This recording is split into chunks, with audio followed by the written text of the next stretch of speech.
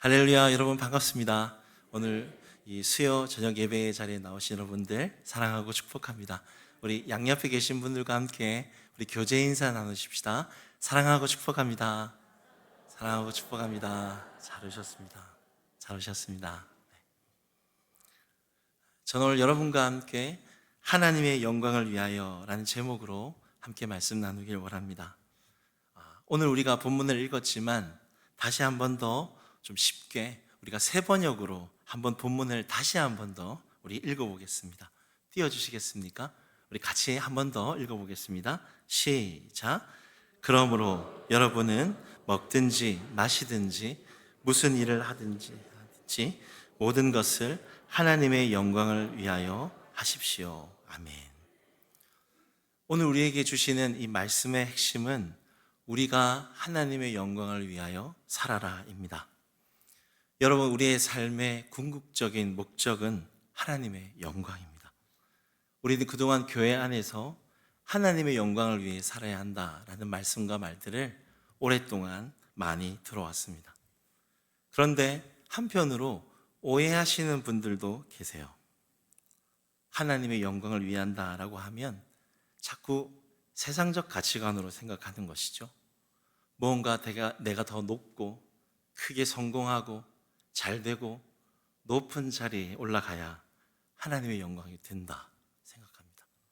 반대로 뭔가 내 인생이 잘 풀리지 않고 초라하고 좀 뭔가 잘 되지 않으면 하나님의 영광을 가린다, 잘못 생각하는 것이죠. 세상적 가치관이 교회 안에 들어와 있는 것입니다. 과거 사역할 때 제가 알고 지냈던 고3 수험생이 있었습니다. 그 수험생이 이 대학교 수능 시험을 봤는데 잘 시험을 못 치는 거예요. 들어갔던 대학들을 다 떨어졌습니다. 그런데 한동안 교회에 보이지 않는 거예요. 길에서 그 친구를 만났는데 이런 이야기를 하더라고요. 목사님 아시죠? 저희 아버지는 장로님이고 어머님은 교회 권사님이시고 제가 중고등학교 때 열심히 교회 봉사했잖아요. 그런데 이 대학교를 다 떨어져가지고 이 하나님 체면이 많이 아닌 것 같아요. 덕이 안 되는 것 같아요. 하나님 영광 가리는 것 같아서 당분간 교회에 못 나갈 것 같습니다. 여러분 맞습니까? 그렇지 않습니다. 세상적 가치관으로 생각하는 것이죠. 제가 사역하다 보면 직장 청년들 중에서도 그런 친구들이 있습니다. 교회에서도 임원을 하고 리더를 하고 찬양 인도자를 하고 열심히 교회에서 봉사하는 교회 오빠예요. 그런데 세상에서는 이 직장의 문이 잘 열리지 않는 거예요. 취업의 문이 잘 열리지 않는 거예요. 동생들에게 뭔가 덕이 되지 않다 보이고 교회에서 뭔가 부끄럽고 하나님 영광 가린다 생각하고 교회에 안 나오는 청년들이 간혹 있습니다. 교회 안에 이 세상의 분위기가 감도는 것입니다. 이것은 우리 하나님께서 어떻게 영광을 받으시는지를 모르기 때문입니다. 여러분 오늘 한번 생각해 보길 원합니다. 오늘 본문에 하나님의 영광을 위한다라는 말은 어떤 의미일까요? 어떻게 살아가는 것입니까? 오늘 본문을 통해서 두 가지로 함께 생각해 보기를 원합니다. 하나님의 영광을 위한다는 것은 첫 번째로 저를 한번 따라해 주시겠습니까? 하나님을 무겁게 인정하며 살아가는 것이다. 하나님을 무겁게 인정하며 살아가는 것입니다. 여러분 우리가 하나님의 영광이라고 할 때 이 영광이라는 단어는 제가 사전을 찾아보니까 카보드라는 단어였습니다. 무겁다라는 뜻을 가지고 무겁다. 하나님의 영광이라는 것은 하나님의 존재가 무겁다라는 것입니다. 그렇게 대해야 한다는 거예요. 우리가 보통 어떤 존경하는 사람, 힘 있는 사람, 권력 있는 사람, 높은 사람 만나러 갈 때 여러분 어떻습니까? 우리의 마음에 무게감이 느껴지잖아요. 그 분 앞에 설 때까지 긴장이 되고 떨리고 준비하는 과정들이 복잡합니다. 마찬가지입니다, 여러분. 우리가 하나님을 이렇게 무게 있는 존재로 대해야 한다는 것입니다. 여러분 성경에서 우리 창조주 하나님을 한번 보십시오. 우리 하나님 어떤 분이십니까? 그 영광의 무게가 대단하십니다. 만물을 창조하시고 그 백성을 10가지 재앙으로 구속하시고 홍해를 가리시고 기적을 베푸시는 구약에 나타난 창조주 하나님은 그 지혜와 힘과 능력과 위대하심이 그 영광의 무게감을 형용할 수 없는 것이죠. 형용할 수 없는 것이죠. 우리가 성경을 읽을 때 성경이 우리에게 요구하는 것이 있습니다. 네가 믿는 이 하나님을 네가 좀 이렇게 말씀처럼 영광의 무게감으로 좀 대했으면 좋겠다 말하는 것입니다. 여러분, 우리가 반드시 기억해야 할 것이 하나 있습니다. 무엇이냐면요, 여러분, 우리 하나님은 성경에 기록한 대로 원래부터 영광스러운 분이세요. 우리가 그분을 알든 모르든 인정하든 인정하지 않든 원래부터 영광스러운 분이십니다. 우리의 어떤 노력이나 행위나 공로가 그분의 영광의 무게를 더하는 것이 아닙니다, 여러분. 내가 뭔가 잘나서, 내가 뭔가 열심히 해서, 내가 뭔가 높은 자리에 올라가서 그분의 영광의 무게를 더하는 것이 아니라는 것입니다. 오늘 성경에 나와 있는 하나님의 영광을 위한 삶은 여러분 거창한 것이 아닙니다. 거창한 것이 아닙니다. 오늘 본문을 다시 한번 보십시오. 오늘 31절을 보시면 너희가 먹든지 마시든지 무엇을 하든지, 보세요, 특별한 게 아니에요. 평범한 일상의 삶입니다. 먹든지 마시든지 무엇을 하든지 그 일상의 자리에서 하나님을 두껍게 인정하며 살아라라는 것입니다. 내 삶 속에서 내가 믿는 하나님을 내 지혜, 내 힘, 내 능력보다 더 무거운 존재로 그 하나님의 무게가 늘 느껴져야 한다는 것을 성경은 말해주고 있는 것입니다. 고린도전서 6장 19절에서 20절에도 이런 말씀이 있습니다. 고린도전서 6장 19절 20절 우리 같이 함께 한번 읽어보겠습니다. 시작. 너희 몸은 너희가 하나님께로부터 받은 바 너희 가운데 계신 성령의 전인 줄을 알지 못하느냐. 너희는 너희 자신의 것이 아니라 값으로 산 것이 되었으니 그런즉 너희 몸으로 하나님께 영광을 돌리라. 자, 보십시오. 여기도 하나님의 영광이 나오죠. 20절을 보시면 띄워주시겠습니까? 20절 하반절에 보시면 너희 몸으로 하나님께 영광을 돌리라. 여러분, 너희 몸으로 하나님께 영광을 돌린다라는 말은 어떤 의미일까요? 이 19절에 말한 20절의 너희 몸은요, 앞에 19절을 보시면 하나님께로부터 받은 몸입니다. 하나님께로 받은 몸. 예수 그리스도께서 십자가의 죽으심으로 그 핏값으로 하나님께로부터 받은 몸입니다. 내 몸이 아닌 것이죠. 이 몸에서 주어지는 이 재능, 힘, 건강, 지혜, 내 힘, 내 자녀들까지도 내 것이 아니라는 거예요. 하나님께로부터 받은 것입니다. 그렇다면 이 몸으로 하나님께 영광을 돌린다는 것은 어떤 의미입니까? 하나님을 인정하는 거예요. 하나님이 내 것의 주인이십니다. 내게 있는 힘, 지혜, 능력, 이 자녀들이 다 하나님의 것입니다. 늘 하나님의 것임을 의식하고 인정하며 살아가는 것, 이것이 하나님의 영광을 돌리는 삶인 것이죠. 오늘 우리가 드리는 이 예배도 마찬가지입니다. 여러분, 우리가 왜 예배하는 것일까요?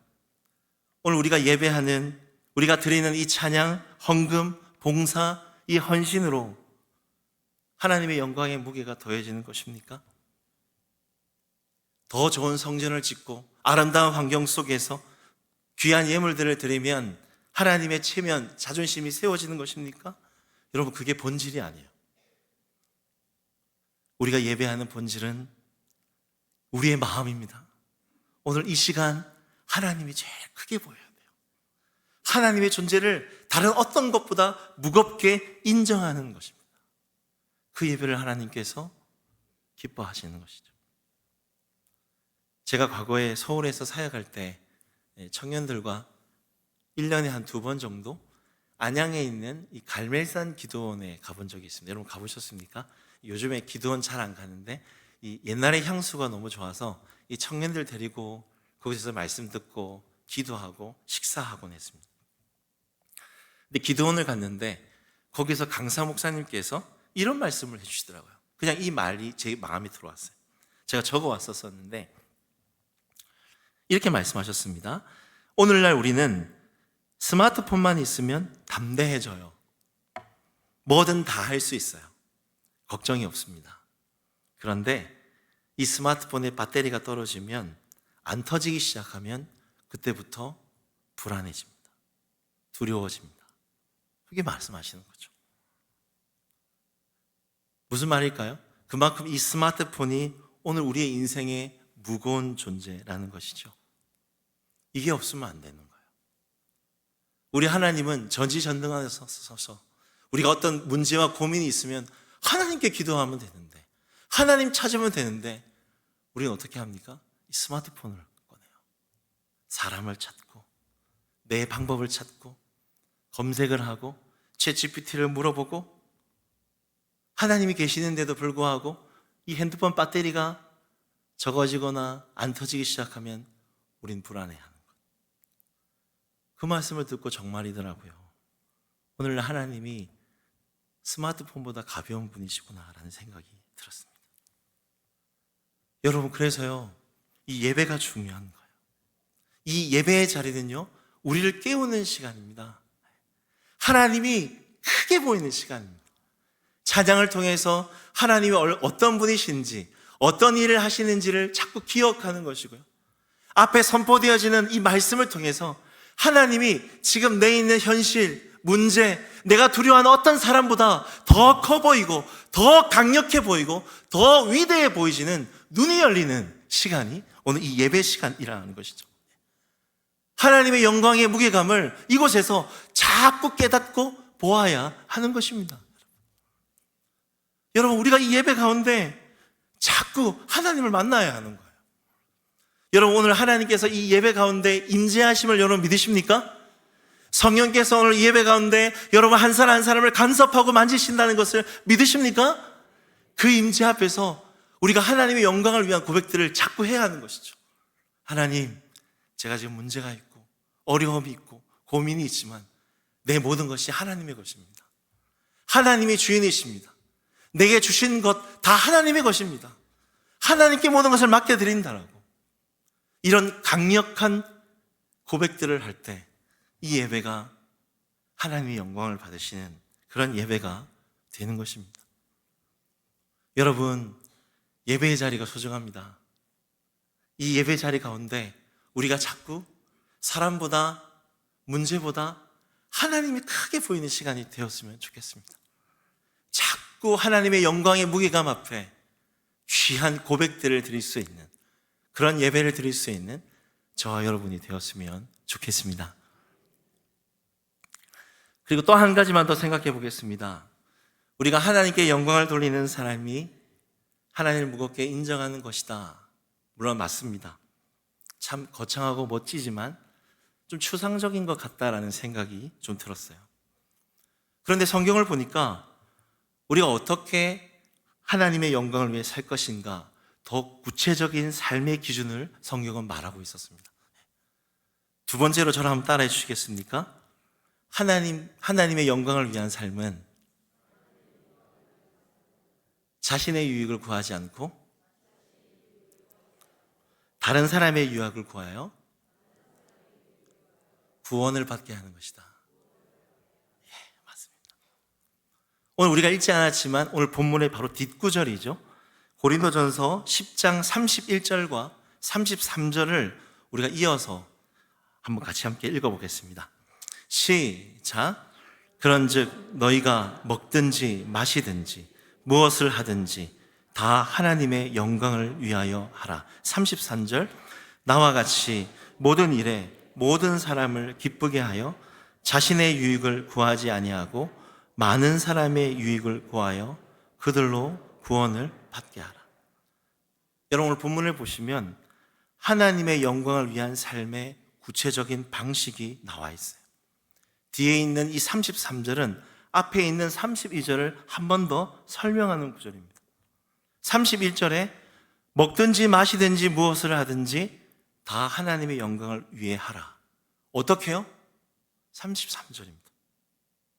나의 유익을 구하지 않고 다른 사람의 유익을 구하여 구원을 받게 하는 것, 복음이 전해지는 것, 이것이 하나님의 영광을 위한 삶인 것입니다.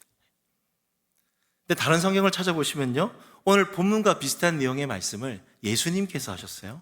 마태복음 5장 16절인데요. 마태복음 5장 16절의 말씀을 같이 함께 읽어보겠습니다. 시작. 이것이 너희 빛이 사람 앞에 비치게 하여 그들로 너희 착한 행실을 보고 하늘에 계신 너희 아버지께 영광을 돌리게 하라. 자, 여러분 이 구절을 자세히 보십시오. 여기서 말하는 하나님께 영광을 돌리는 이 착한 행실이 무엇입니까? 바로 앞에 나오는 빛과 소금의 삶입니다. 여러분, 빛과 소금의 삶의 특징이 무엇일까요? 자기 자신을 위해 존재하지 않습니다. 빛은 비추기에 소멸해야 하고 소금은 녹아져 죽어져야 하는 것이죠. 그렇게 내 필요, 내 유익, 내 영광을 위해서 이기적으로 살지 않아요. 이 빛과 소금의 착한 행실은 다른 사람의 유익을 위해서, 다른 사람을 살리기 위해서, 그 사람이 구원을 받기 위한 통로가 되는 것입니다. 이것이 하나님의 영광을 위한 삶이다라는 것입니다. 네, 여러분 생각해 보시면 오늘날 이 세상의 메시지는 어떻습니까? 내 유익을 위해 살아라라고 말합니다. 여러분 TV 광고들을 한번 보십시오. 돈 많이 벌어서 성공해서 네 자신을 위해서, 더 안락함을 위해서, 네 자녀들을 위해서 그렇게 살아라.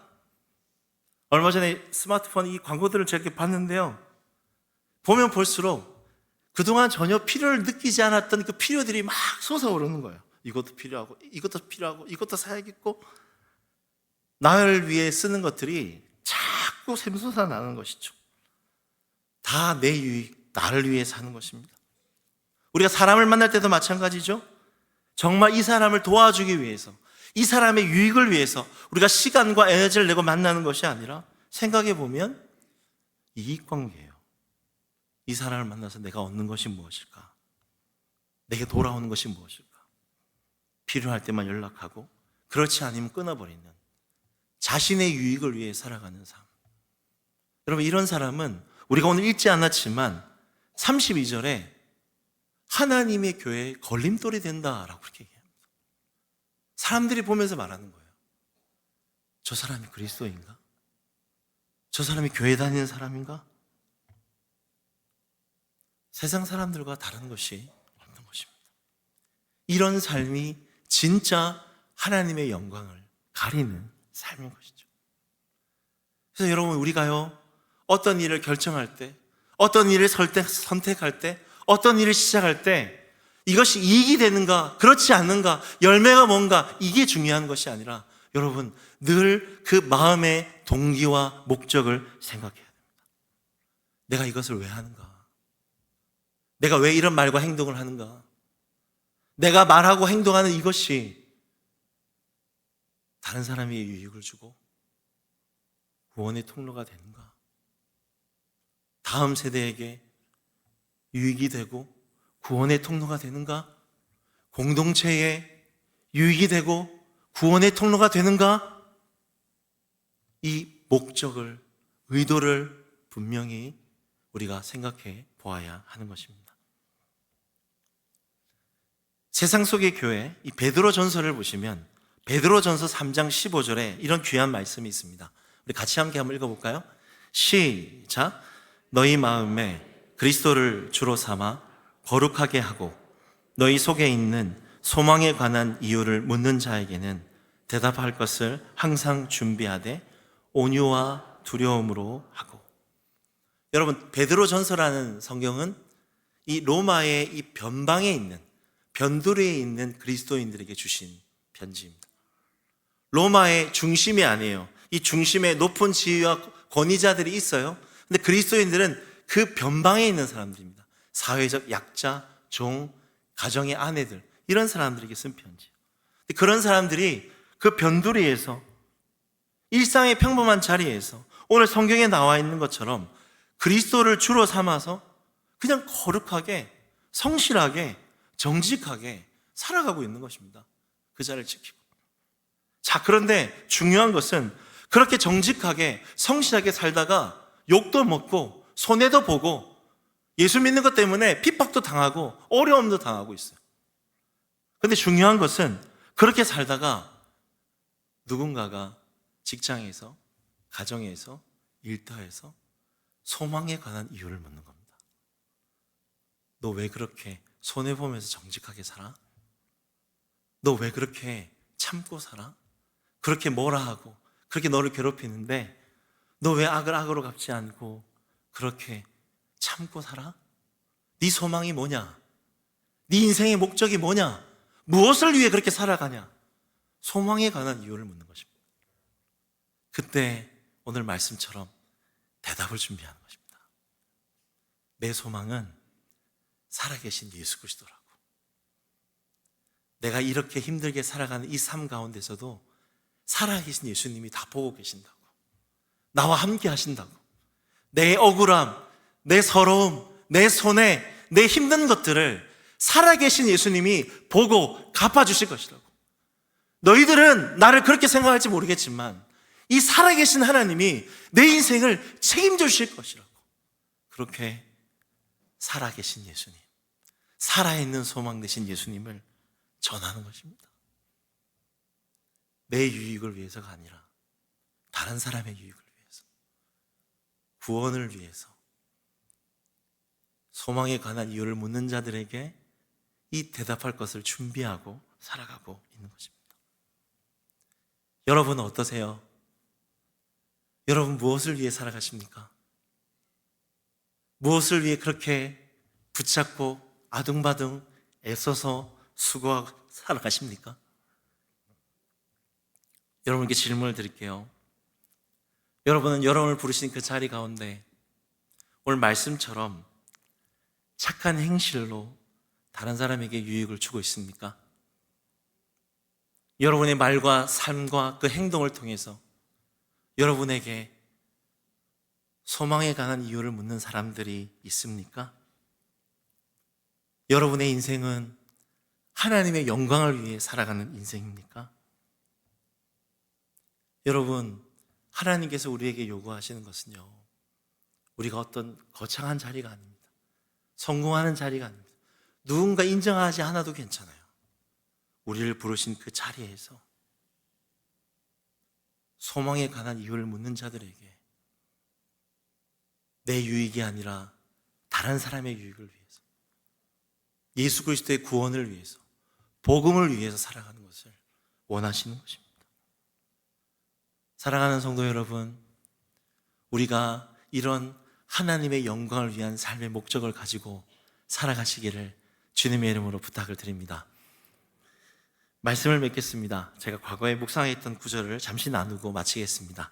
고린도전서 12장 14절에서부터 16절까지 말씀입니다. 14절에서부터 16절까지 말씀인데요, 우리 같이 함께 한번 읽어볼까요? 시작. 몸은 한 지체뿐만 아니요 여럿이니 만일 발이 이르되 나는 손이 아니니 몸에 붙지 아니하였다 할지라도 이로써 몸에 붙지 아니한 것이 아니요, 또 귀가 이르되 나는 눈이 아니니 몸에 붙지 아니하였다 할지라도 이로써 몸에 붙지 아니하는 것이 아니니. 아멘. 고린도서 12장의 말씀은 교회 공동체를 몸으로 비유합니다. 여러분, 왜 몸으로 비유할까요? 우리가 다 한 몸으로 유기적으로 연결되어 있다는 것입니다. 예수님을 머리로 한 우리 모든 지체들이 한 몸이다라는 것을 성경은 강조하고 있는 것이죠. 그런데 여러분, 오늘 본문을 보시면 잠시 띄워주시겠습니까? 이 한 몸 안에서 발이 손에게 말하는 거예요. 나는 몸에 붙지 아니하였다. 나는 몸에 붙지 아니하였다. 무슨 말입니까? 나는 쟤랑 상관이 없다라는 거예요. 내가 왜 저 사람의 유익을 위해서 수고하고 애쓰고 섬겨야 돼? 내가 왜 저 영혼을 도와줘야 돼? 나는 몸에 붙지 않았다. 쟤랑 나는 상관이 없다라는 것입니다. 그 얘기를 듣고 있던 이 귀가 눈에게 또 말합니다. 나도 몸에 붙지 않았다. 나는 몸에 붙지 않았다. 나도 쟤랑 상관이 없다는 것입니다. 나도 나 살기도 피곤하고 바쁜데 내가 왜 저 사람을, 나를 힘들게 한 저 사람을 왜 자꾸 내가 품고 참아주고 사랑해야 되는가? 나는 몸에 붙지 않았다. 나도 상관없다는 거예요. 그런데 여러분, 당연합니다. 당연하다는 생각이 들었어요. 이게 우리의 본성이에요. 이게 우리의 연약함이고요, 본성입니다. 자, 그런데요, 오늘 본문에 보시면 이 머리 대신 예수님이 이렇게 말씀하세요. 몸이 붙지 아니하였다 할지라도 몸에 붙지 아니하는 것이 아니다. 몸이 붙지 아니하였다 할지라도 몸에 붙지 아니하는 것이 아니다. 말씀하세요. 무슨 말입니까? 한 몸이라는 거예요. 너희들 한 몸이라는 거예요. 한 지체라는 것입니다. 좀 쉽게 말하면 쟤도 네 형제라는 거예요. 쟤도 내가 사랑하는 네 형제라는 것이죠. 불쌍히 여겨라.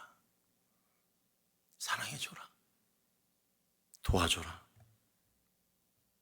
품어주고 용서해줘라. 말씀하시는 것입니다. 제가 깨달았습니다.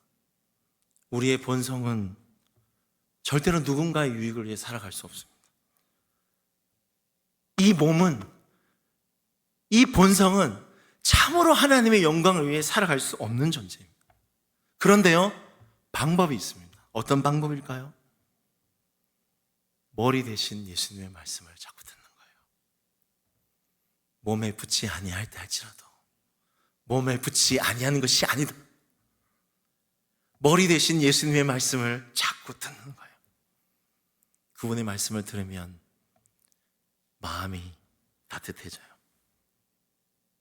그 사람의 필요가 보이고 다른 사람이 불쌍히 여겨지고 다른 사람의 유익을 생각하게 되는 이 죄의 본성이 점점 하나님의 영광을 위한 몸이 되어지는 것입니다. 말씀을 통해 한 가지 깨달은 것이 있습니다. 무엇이냐면 하나님이 왜 교회 공동체, 한몸 공동체를 만드셨을까? 여러분, 이유가 있더라고요. 하나님께서는 이 교회 공동체를 통해서 하나님의 영광을 위한 삶을 연습하게 하시는 것입니다. 연습하게 하시는. 여러분, 우리 봉사 왜 하는 겁니까? 목회자로, 사역자로, 직분자로, 구역장으로, 리더로. 우리 본성이랑 참 안 맞는 거잖아요. 다른 사람을 품어주고 도와주고 챙겨주고 섬기는 것, 다른 사람의 유익을 구하고 구원을 받게 하는 하나님의 영광을 위한 연습을 하는 것입니다. 여러분, 우리가 함께 모여서 왜 기도합니까? 개인적으로 기도하면요, 저는 그렇더라고요. 자꾸 제 기도만 해요. 제 자식들 기도만 하고 제 문제만 기도하고 나를 위해 기도할 것들이 너무나 많습니다.